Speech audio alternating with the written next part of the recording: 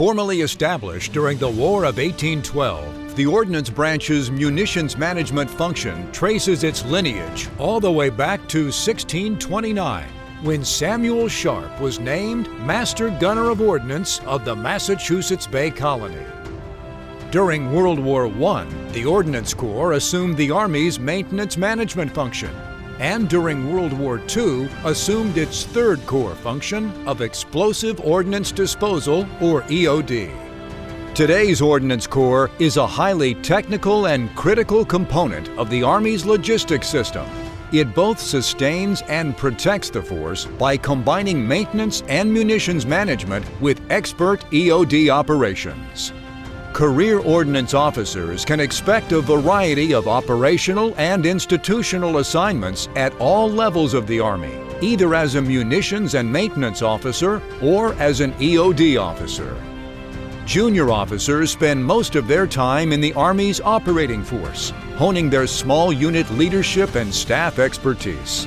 This is an invaluable training and educational experience that helps them to understand the larger Army that they serve. Upon completion of the Combined Logistics Captain's Career Course, Ordnance officers are developed as multifunctional logisticians. As they approach mid-career, Ordnance officers are afforded opportunities to pursue graduate education and develop expertise, suiting them for leadership in either operating force or generating force assignments, training and leading soldiers across the Army, as well as collaborating and training with America's allies. Ordnance officers within the munitions and maintenance management track possess a special blend of skills, knowledge, and behaviors. Their unique talents help them to succeed in any mission. Problem solver. Ordnance officers routinely use a mix of established practices and new unorthodox solutions to meet complex and ever-changing challenges. Being a problem solver and taking unorthodox solutions to solve problems is key. Problem solving definitely becomes a big part of the ordnance officer's job as far as which resources can we bring to bear. When you look at the wraparound armor that's on a striker, Ordnance officers came up with that. Ordnance soldiers came up with that to say, hey, we need to find a way to stop RPGs from hitting these vehicles and killing our soldiers. Communicator. Ordnance officers are precise, efficient, and compelling communicators within their organizations and with their supported maneuver commands. You really have to be able to define a problem in such a way that it's concise and rapidly conveys the sense of urgency or the importance of the problem. When I was maintenance control officer, I'm briefing the brigade commander on the maintenance status. So you have to be able to articulate exactly what's going on with every vehicle. Logical, analytical. Ordnance officers are able to disaggregate and solve complex problems. Thinking in terms of cause and effect, they logically develop processes to provide the most effective and efficient support. In the force sustainment, I don't know that there's so much that's unpredictable that the logical and analytical skill set wouldn't be critical. Interpersonal. Ordnance officers are skilled in connecting with both soldiers and civilians to gain a clear understanding of any situation and deliver desired outcomes.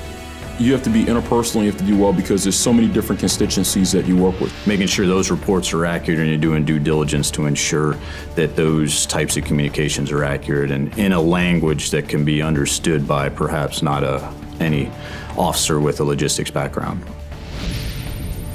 Multitasker. Constantly faced with simultaneous challenges, Ordnance officers effectively prioritize and respond to multiple demands.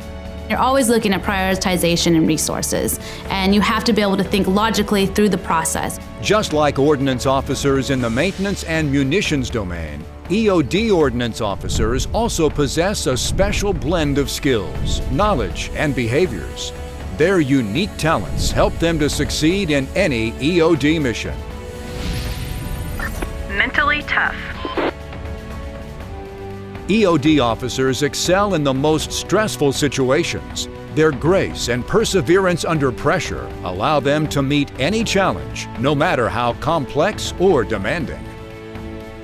It's very important for an EOD officer to be mentally tough. You've got to deal with a frustrated senior commander that's on the scene, and at the same time, you've got to keep your wits about you because you're going to approach an explosive hazard.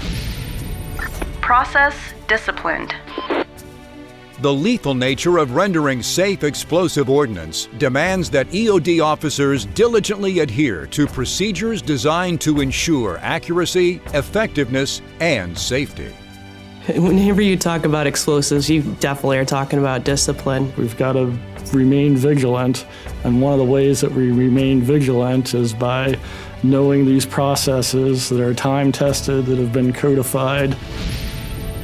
Prudent risk taker. Decisive yet thoughtful, EOD officers recognize and mitigate unacceptable risks, enabling mission accomplishment without unnecessarily compromising the safety of their soldiers and protection of the force. To me, that's the most critical thing that an EOD technician does is mitigate risk and their approach to their EOD problem. Because in our profession, in our career field, there's extreme, consequences of making the wrong decision.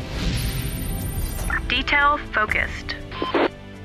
EOD officers are thorough and perceptive. Trained in the art of observation, their keen attention to detail allows them to successfully accomplish a broad range of missions with safety and precision. Detail absolutely matters. The key thing about details is it gives us that ability to identify the munition that we might be encountering as an explosive hazard. Bodily kinesthetic. The physical and dexterous elements of rendering safe various munitions demands EOD officers who are comfortable with taking a hands-on approach and possess keen bodily and sensory awareness. I have a rather acute mechanical aptitude in terms of taking stuff apart, putting it together, understanding how it works. Constant use of tools, constant use of measuring equipment, and just the keen insight to get down there and safely gather the information so that you can determine what that ordnance item is.